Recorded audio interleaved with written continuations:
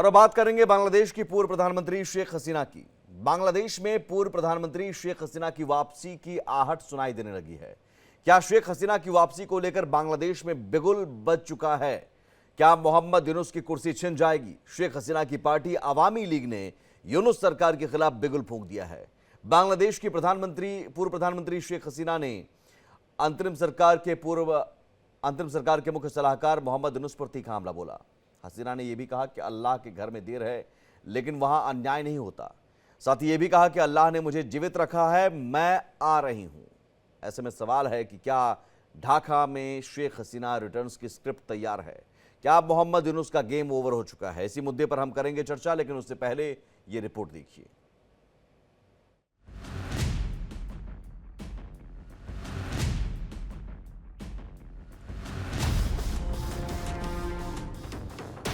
शेख हसीना ने दिए बांग्लादेश वापसी के संकेत।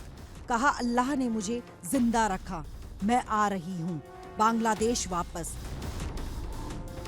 क्या शेख हसीना वापसी के लिए हैं तैयार? पूर्व बांग्लादेशी पीएम ने समर्थकों से इंसाफ का किया वादा, यानी मोहम्मद यूनुस की खैर नहीं।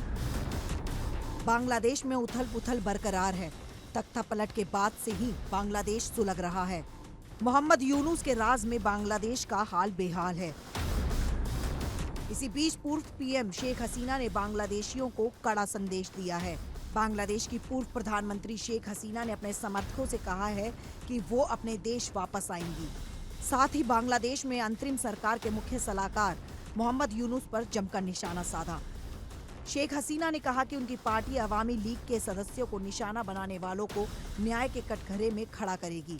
शेख हसीना ने मोहम्मद यूनुस को बांग्लादेश की बर्बादी का कारण बताया। शेख हसीना ने कहा कि विकास के मॉडल के रूप में देखा जाने वाला बांग्लादेश अब आतंकी देश में बदल गया है। हमारे नेताओं और कार्यकर्ताओं को इस तरह से मारा जा रहा है जिसे शब्दों में बयान नहीं किया जा सकता।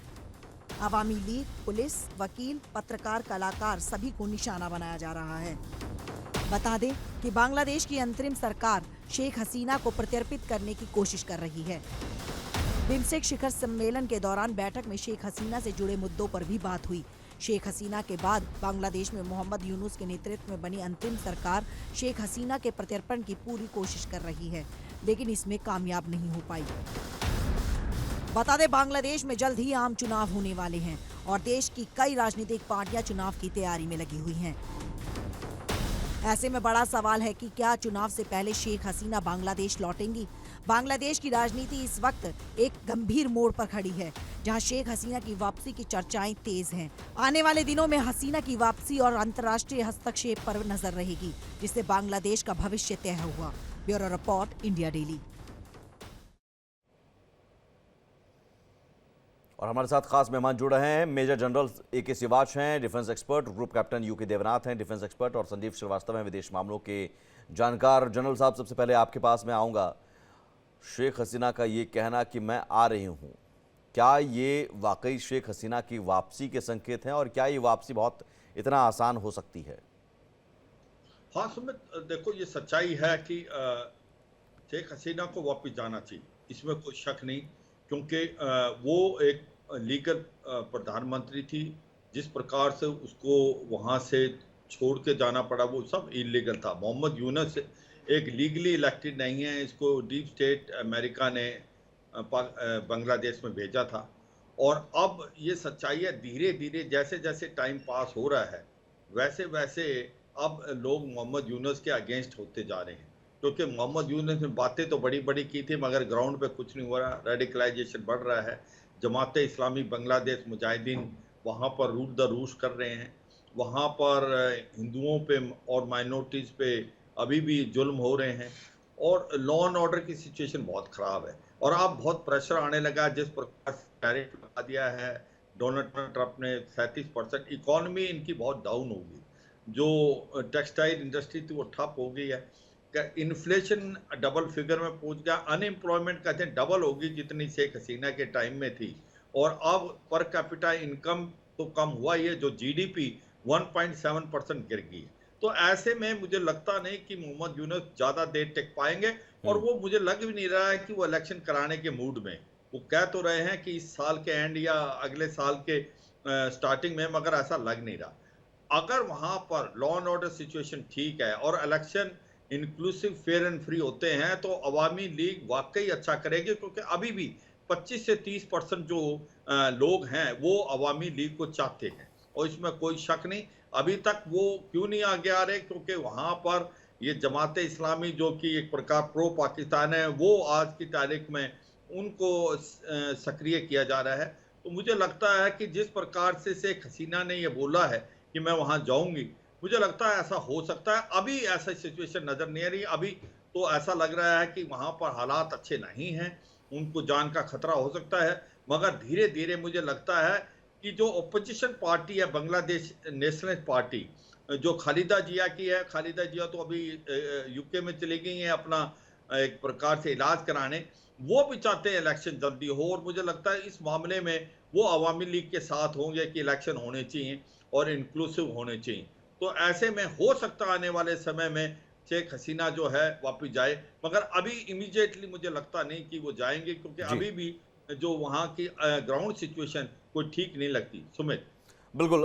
देवनाथ जी जाएंगी, लेकिन कैसे जाएंगी? वो रास्ता क्या होगा? क्या छात्रों ने जिस तरह से विरोध किया, वही छात्र क्या शेख हसीना के समर्थन में आ सकते हैं? सुमित जी, अगर शेख हसीना को इलेक्शन लड़ने जाना है तो इसमें बहुत बड़ी भूमिका होगी बांग्लादेश के इलेक्शन कमीशन की, जिसको पहले डिक्लेयर करना पड़ेगा कि अवामी लीग इलेक्शन में भाग ले सकती है। दूसरी चीज, इलेक्शन कमीशन को ये भी डिक्लेयर करना पड़ेगा कि शेख हसीना इलेक्शन लड़ सकती है। तो जब ये दोनों कार्रवाई अगर इलेक्शन कमीशन कर देती है तो उसके बाद जाहिर बात है कि शेख हसीना बांग्लादेश जा सकती हैं, और उसके बाद जैसा कि किसी भी डेमोक्रेसी में होता है, जब वो ढाका में उतरेंगी तो बांग्लादेश का जो एडमिनिस्ट्रेशन है, चाहे पुलिस हो चाहे आर्मी हो, उनका कर्तव्य होगा कि शेख हसीना को प्रोटेक्शन दें। तो अगर शेख हसीना बिना इन 3 रिक्वायरमेंट के बांग्लादेश वापस जाती हैं, यानी इलेक्शन कमीशन उनको वेलकम नहीं करता, इलेक्शन कमीशन अवामी लीग को बैन करता है, और बांग्लादेश की जो होम मिनिस्ट्री है वो उनको प्रोटेक्शन नहीं देती है, तो फिर शेख हसीना को बांग्लादेश जाने पर जान का खतरा बहुत ऊंचे हद तक है। तो भारत और अमेरिका और काफी हद तक बर्मा भी ये कोशिश कर रहे हैं कि शेख हसीना को एक मौका दिया जाए। इसका बहुत बड़ा रीजन है कि अमेरिका को अब ये आभास हो गया है कि मोहम्मद यूनुस की जो सरकार है वो तो एक्सट्रीम रिलीजियस ग्रुप्स के हाथ में फंस गई हैं, जमात इस्लामा के हाथ में फंस गए हैं मोहम्मद यूनुस। मुस्लिम छात्र शिविर जो है वो भी अपने धार्मिक रंग दिखा रहा है, और अब अमेरिका को लगता है कि बांग्लादेश में फिलहाल ऐसी सरकार भविष्य में आनी चाहिए जो कि धार्मिक उग्रवादी कट्टरपंथी सरकार ना हो। तो शायद मेरे को लगता है काफी हद तक अमेरिका भी दबाव डालेगा कि शेख हसीना वहां पहुंच जाए। देखिए, बांग्लादेश का जो टेंशन है म्यांमार के साथ, वो भी इस तरह से हमेशा रहा है कि म्यांमार में जो हुंता है वो भी चाहती है कि बांग्लादेश में एक सॉफ्ट नरमपंथी सरकार हो, ताकि बॉर्डर पर ज्यादा तनातनी ना हो बांग्लादेश के साथ। समुंदर के कुछ एरिया को लेके भी म्यांमार के साथ बांग्लादेश की थोड़ी सी टेंशन रहती है। तो शेख हसीना का सरकार जो है, शेख हसीना की सरकार और अवामी लीग जो है, वो म्यांमार के साथ हमेशा थोड़ा फूंक फूंक कर मैच्योर और नरम रुख अख्तियार करती रही है। तो उम्मीद पर दुनिया कायम है। उम्मीद राइट नाउ पहला कदम ये होगा कि बांग्लादेश की इलेक्शन कमीशन बोले हाँ, जनवरी में इलेक्शन है, अवामी लीग इलेक्शन लड़ सकती है, शेख हसीना भी इलेक्शन लड़ सकती है। वो शुरुआत का पहला कदम होगा जी। लेकिन ये पहला कदम क्या इतना आसान होगा, संजीव श्रीवास्तव जी? देखिए सुमित जी, मेरा भी ऐसा मानना है कि वो परिस्थितियां बांग्लादेश में आने वाले समय में अवश्य बनेंगी कि जब शेख हसीना की उनकी मातृभूमि में वापसी होगी, और वो दिन अवश्य आएगा, मेरा ऐसा विश्वास है। क्योंकि बांग्लादेश में जो लोकतंत्र की जो स्थिति है, वो ये जो अंधकारमय स्थिति है बहुत लंबे समय तक कंटिन्यू नहीं रह सकती। और जिस तरीके से भारत जैसा राष्ट्र, यूनाइटेड स्टेट्स ऑफ अमेरिका जैसा राष्ट्र अन्य जो राष्ट्र और संस्थाएं हैं वो बांग्लादेश के संदर्भ में एक जो प्रोएक्टिव तरीके से वहां की स्थितियों को डील करने के लिए विचार मंथन कर रही हैं। और भारत जिस तरीके से बांग्लादेश के साथ एक कंस्ट्रक्टिव एंगेजमेंट को बना करके चल रहा है, यूनाइटेड स्टेट्स ऑफ अमेरिका भी इस तरीके के एंगेजमेंट को बना के रखे हुआ है। तो ऐसे में वहां पर जो भी अंतरिम जो सरकार इस समय है मोहम्मद यूनुस के नेतृत्व की, उन्हें एक फ्री एंड फेयर इलेक्शंस कराने ही होंगे। और फ्री एंड फेयर इलेक्शन कराने की प्रक्रिया में अवामी लीग को जो उसका डिजर्व प्लेस है, जो राइट टू कंटेस्ट इलेक्शन है, वो उनको देना ही होगा। और जब ऐसे वातावरण का निर्माण वहां पर होगा कि जिसमें कि फ्री एंड फेयर इलेक्शंस कराए जा सकते हो, तो ऐसे में शेख हसीना की वापसी अवश्य होगी। लेकिन इस प्रक्रिया में थोड़ा समय लग सकता है, अभी तुरंत ऐसी परिस्थिति बनती हुई दिखाई नहीं देती। लेकिन आने वाले समय में, आने वाले कुछ महीनों में मैं ऐसी परिस्थितियों को बनते हुए अवश्य देखता हूं कि जब वहां पर एक उचित वातावरण तैयार होगा और उस वातावरण में अवामी लीग, जिसका कि एक बहुत ही बड़ा से है, बहुत ही बड़ा स्थान है पूरे बांग्लादेश के पॉलिटिकल एस्टेब्लिशमेंट में, उस स्थान को मिटाया नहीं जा सकता।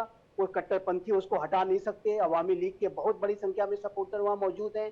और जाहिर है कि शेख हसीना जब अपने कार्यकर्ताओं को संबोधित कर रही थी तो 1 घंटे से भी ज्यादा बहुत लंबा उन्होंने एक भाषण दिया है और उस भाषण में उनका उत्साहवर्धन किया है कि वो अपने हौसले को बनाए रखें, वो आएंगी, मैं लौटूंगी, ऐसा उन्होंने इस बात को कहा है। और जाहिर है कि वो दिन अवश्य आएगा जब वो अपनी मातृभूमि में वापसी करेंगे, जैसा कि मैंने कहा।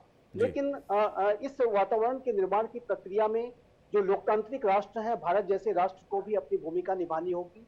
लेकिन इसमें मैं जो सबसे बड़ी भूमिका अगर बांग्लादेश के आंतरिक संदर्भ में जो देखता हूं, तो मैं बांग्लादेश की सेना की सबसे बड़ी भूमिका देखता हूं। वकारुज्जमान जो कि सेना के अध्यक्ष हैं, वो बहुत ही विवेकपूर्ण तरीके से सारी स्थितियों को डील कर रहे हैं, बहुत संतुलित तरीके से चलते हैं। उनका स्वयं भी ये मानना है कि बांग्लादेश में लोकतंत्र की बहाली होनी चाहिए। तो बांग्लादेश की जो सेना है, जो पड़ोसी लोकतांत्रिक राष्ट्र हैं, जो अनेक वैदेशिक लोकतांत्रिक महाशक्तियां हैं, जाहिर है कि उन सभी का एक दबाव है कि ये अंतरिम सरकार ऐसे वातावरण को निर्माण करे कि वहां पर जल्द से जल्द इलेक्शंस कराए जाएं। और इस वातावरण के निर्माण की जो प्रक्रिया है, मेरे असेसमेंट के मुताबिक चल रही है और वो अनुकूल स्थितियां अवश्य बनेंगी कि जिसमें कि शेख हसीना की उनकी स्वदेश वापसी होगी। जी, लेकिन यहाँ एक सवाल ये है कि जिस डीप स्टेट की भूमिका की बात हो रही थी जनरल साहब, जिस डीप स्टेट को लेकर आपने कहा कि जो अभी मोहम्मद यूनुस हैं, यहाँ ऐसा तो नहीं है कि तख्ता पलट बिना डीप स्टेट की इजाज़त के हो सकता है, या फिर अचानक मोहम्मद यूनुस चले जाएंगे बिना बाहरी ताकत के? क्या शेख हसीना स्वदेश जा सकती हैं, वापसी उनकी हो सकती है? देखो सुमित, इसमें कोई शक नहीं, जो तख्ता बदला था शेख हसीना की गवर्नमेंट का, ये डीप स्टेट यूएस की इन्वॉल्व थी। उसके अंदर जो बाइडेन एडमिनिस्ट्रेशन के लोग भी थे, CIA भी थी, और बाकी कुछ और डीप स्टेट के जो नुमाइंदे हैं वो अमेरिका के इन्वॉल्व थे। और इन्होंने ही मोहम्मद यूनुस को पैराट्रूप किया, क्योंकि मोहम्मद यूनुस एक प्रकार बराक ओबामा पे बहुत क्लोज थे। हिलेरी क्लिंटन के इलेक्शन में इन्होंने काफ़ी फंड दिए थे और इसको अवार्ड भी दिया हुआ था US गवर्नमेंट ने, तो इसको लाया गया।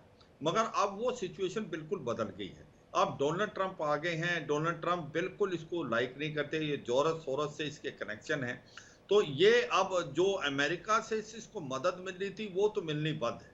अब अमेरिका की डीप स्टेट इसके साथ नहीं है। तो ये एक सच्चाई है कि अब वो अकेला पड़ेगा, क्योंकि अब वो जो इसको सपोर्ट मिली थी अमेरिका की नहीं है। हाँ, ये भी सच्चाई है कि क्या इसको सपोर्ट चीन की है। वो जो चीन की सपोर्ट है वो एक बहुत ही आपको मैं ऐसे कहूँगा कि वो अगर आप देखें इसकी विजिट के अंदर जो MOU और साइन हुए, कोई भी एग्रीमेंट साइन नहीं हुआ, कोई भी MOU नहीं हुआ। तो जो चीन, तो जो भी गवर्नमेंट आएगी उसके साथ रिलेशनशिप बांग्लादेश के साथ करेंगे, तो मुझे लगता नहीं चीन कोई प्रेशर डालेगा मोहम्मद यूनुस। अब प्रेशर मोहम्मद यूनुस को क्या है, उसके साथ पाकिस्तान थोड़ा सा खड़ा है। पाकिस्तान की खुद की हालात खराब है, तो पाकिस्तान किसकी क्या मदद करेगा। तो ऐसे में मोहम्मद यूनुस को परफॉर्म करना पड़ेगा, मोहम्मद यूनुस को इलेक्शन करने पड़ेंगे। अगर वो इलेक्शन कराने में डिले करता है, तो ये जो इशारा आप कर रहे थे कि कहीं ऐसा तो नहीं जो स्टूडेंट यूनियन जिन्होंने ये पूरा का पूरा एक प्रकार सड़कों पे आए थे और शेख हसीना के अगेंस्ट प्रदर्शन किया था, आज वो उल्टा भी कर सकते हैं मोहम्मद यूनुस के अगेंस्ट और शेख हसीना के साथ है, क्योंकि उनको इलेक्शन चाहिए। ऐसा हो सकता है, इसमें कोई शक नहीं। मगर यह सच्चाई है कि दो बहुत इंपॉर्टेंट डेवलपमेंट हैं। एक तो अमेरिका के में अंदर वहां एडमिनिस्ट्रेशन चेंज होना, दूसरा भारत का जो नजरिया है वो पहले भी से ऐसा ही है। अब प्रेशर टैक्टिक्स होगी। अब जिस प्रकार से मोहम्मद यूनुस पे प्रेशर डाला कि इलेक्शन कराने हैं इस साल के एंड या अगले साल के बिगनिंग में, और एक माहौल क्रिएट करना है, इस बात से मैं सहमत हूं कि वहां पर जो बांग्लादेश की आर्मी है वो एक बड़ा कंस्ट्रक्टिव रोल प्ले करेगी। जनरल जमान एक बहुत ही प्रोफेशनल आर्मी चीफ को मुझे लगता है डिस्प्ले किया है, तो वो करेंगे। तो ऐसे में अगर इलेक्शन होते हैं और इलेक्शन फेयर एंड फ्री और इंक्लूसिव होते हैं तो शेख हसीना की काफी चांसेस है जाने के, और वो जाने भी चाहिए। मगर अभी तक वो आपको लक्षण नजर नहीं आ रहे। अब बात आती है कि मोहम्मद यूनुस क्या ज्यादा देर टिक पाएगा बांग्लादेश में अगर वो इलेक्शन नहीं कराता।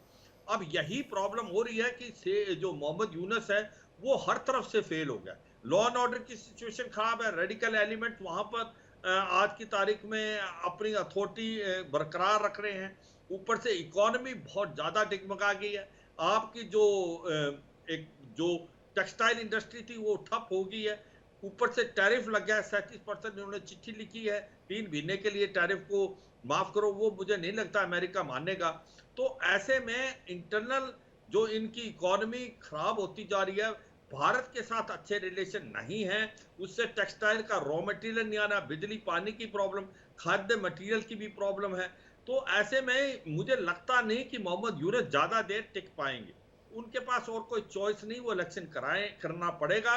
इसके अंदर फौज एक कंस्ट्रक्टिव रोल प्ले करेगी, और ऐसे अनफोल्ड लगता है जिस प्रकार से भारत भी एक बहुत पॉजिटिव कंस्ट्रक्टिव रोल प्ले करेगा।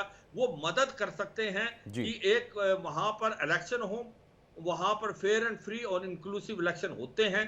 तो मुझे लगता है शेख हसीना जाएगी, और शेख हसीना की जो पार्टी है जिसका 35 से 30% अभी भी उसका एक प्रकार से रुझाव है पब्लिक का, वो अच्छा करेगी। और इसमें कोई सी, क्योंकि मेजोरिटी पीपल वो जानते हैं कि जो 15 साल शेख हसीना का रूल था उसने पूरी कायाकल्प चेंज कर दी थी बांग्लादेश की। जिस प्रकार से उसने बांग्लादेश की इकोनॉमी को इतना आगे ले गई थी, one point of time Bangladesh की पर कैपिटा इनकम भारत से ज्यादा थी। वो one of the fastest developing country की इकोनॉमी बन के आ गई थी। उसकी टेक्सटाइल इंडस्ट्री वर्ल्ड की सबसे नंबर 1 इंडस्ट्री बनी थी। तो मुझे लगता है सबको पता है कि अगर कोई दोबारा इकोनॉमी के पटरी पे ला सकता है तो वो शेख हसीना है। मुझे लगता है कि जैसे जैसे टाइम पास होगा, मोहम्मद यूनुस की जो एक प्रकार से नेगेटिविटी बढ़ेगी, उसकी तरफ लोग उंगलियां उठाना स्टार्ट करेंगे। और वही स्टूडेंट यूनियन जिन्होंने शेख हसीना को एक तरफ से निकाला था, हो सकता है आने वाले समय में वो इसके समर्थक बन सकते हैं। और वो इसलिए बनेंगे क्योंकि मोहम्मद यूनुस हर तरफ से फेल हो जाएंगे, रेडिकल एलिमेंट बढ़ेंगे, जमाते इस्लाम रूल द रूस्ट करेगी, लॉ एंड ऑर्डर खराब, इकोनॉमी डाउन, इन्फ्लेशन बढ़ना, उधर से जो म्यांमार के साथ भी अच्छे रिलेशन नहीं जा रहे, तो वो भी एक कॉज ऑफ कंसर्न है। मुझे लगता है ठीक है सुमित, आने वाले समय में शेख हसीना बिल्कुल जाएगी। और यहाँ एक बड़ी भूमिका हो जाती है। अब देवनाथ जी, बांग्लादेश की सेना और सेना प्रमुख जनरल जमा, चूंकि उनकी भूमिका रही है शेख हसीना को, उन्होंने देश छोड़ने में जब उन पर खतरा मंडरा रहा था तो मदद भी की थी, और माना जाता है कि वो सॉफ्ट कॉर्नर है जो वर्तमान सेना प्रमुख हैं शेख हसीना को लेकर। भारत को लेकर भी क्या एक सेना प्रमुख का भी बड़ा रोल, सेना का भी बड़ा रोल इसमें होने जा रहा है? सुमित, जहां तक बांग्लादेश आर्मी की बात है, वो फूक फूक कर कदम रख रही है। इस बार बांग्लादेश की आर्मी जो है डायरेक्टली शायद पावर सत्ता हथियाना नहीं चाहेगी, पृष्ठभूमि में रहना चाहेगी। उनके लिए फिलहाल एक प्रिकॉशन वो ये ले रहे हैं कि वो किसी भी हालत में जमात इस्लामी या मुस्लिम छात्र शिविर या एनसीपी के जो छात्र संगठन है उनको तंग नहीं करना चाहती है, क्योंकि सेना ने एक चीज डिसाइड कर लिया है कि मॉब कंट्रोल के लिए वो फायर नहीं करेंगे। बांग्लादेश की जो पैरामिलिट्री फोर्स है बॉर्डर गार्ड हैं या वहाँ की जो पुलिस है, वो भी भीड़ को कंट्रोल करने में नाकामयाब रही है। तो ऐसे में सेना का आकलन ये है कि सेना को इतना कुछ भी नहीं करना चाहिए, जिससे फिर से ढाका कैंटोनमेंट या सेना के जो उच्च पदाधिकारी हैं, उनके बाहर, घर के बाहर भीड़ का जमावड़ा हो जाए और फिर सेना को फायर करना पड़े। क्योंकि अगर मौजूदा हालत में बांग्लादेश को अगर भीड़ को तितर-बितर करने के लिए फायर करना पड़ा, तो फिर सेना जो है वो बांग्लादेश की आर्मी के खिलाफ चली जाएगी और शायद बांग्लादेश की सेना के ऊपर छात्र जो हैं संगठन ना सिर्फ पत्थर फेंकेंगे वरन गुरिल्ला हमले भी कर सकते हैं। तो बांग्लादेश के आर्मी चीफ को मालूम है कि उभय पक्ष को बैलेंस में रखना है। वो इस वक्त न्यूट्रल चल रहे हैं। उनका झुकाव थोड़ा-सा डेमोक्रेसी की तरफ है। उन्होंने जितने भी बयान दिए हैं, उन्होंने बार-बार ऐसा ही कहा है कि पिछले 6 महीने से जो कुछ हो रहा है वो अराजकता ही बांग्लादेश में फल-फूल रहे हैं। जिसका मतलब है वो कह रहे हैं कि स्टूडेंट्स के हाथ में या मोहम्मद यूनुस के हाथ में या दूसरी जो मुस्लिम पार्टियां हैं, वो बांग्लादेश को अराजकता की तरफ ले जा रही हैं। तो डेमोक्रेटिक रुझान वो दिखा रहे हैं। सबसे बड़ा फैक्टर होगा कि क्या वो बांग्लादेश की इलेक्शन कमीशन को एक अभय दान दे सकते हैं कि नहीं, कि अगर बांग्लादेश का इलेक्शन कमीशन एक इंडिपेंडेंट इलेक्शन कमीशन होकर काम करना चाहे, तो क्या सेना उसके लिए एक माहौल बना पाएगी? जाहिर बात है कि हम जिस तरह से हमने देखा कि अलग-अलग जो मुस्लिम छात्र संगठन हैं, उन्होंने किस तरह से जजेस को रिजाइन करने के लिए बाध्य किया। उन्होंने अवामी लीग के जो बड़े-बड़े नेता थे या उनके जो मंत्री थे, उनको रिजाइन करने के लिए बाध्य किया। तो ऐसा ही कुछ कारगुजारी उनके आर्सेनल में हो सकता है कि इलेक्शन कमीशन को भी वो पत्थर फेंक कर और गलियों में आग लगाकर बाध्य कर सकते हैं कि इलेक्शन कमीशन भी झुक जाए। तो सेना का मेन काम होगा ऐसा माहौल तैयार करना जिसमें इलेक्शन कमीशन को कंफर्टेबली और कॉन्फिडेंटली अपना काम एक न्यूट्रल तरीके से करने की और अभोवा हाल के दिनों में जिस तरह से ढाका की सड़कों पर मार्च करते हुए देखा गया था सेना के जवानों को,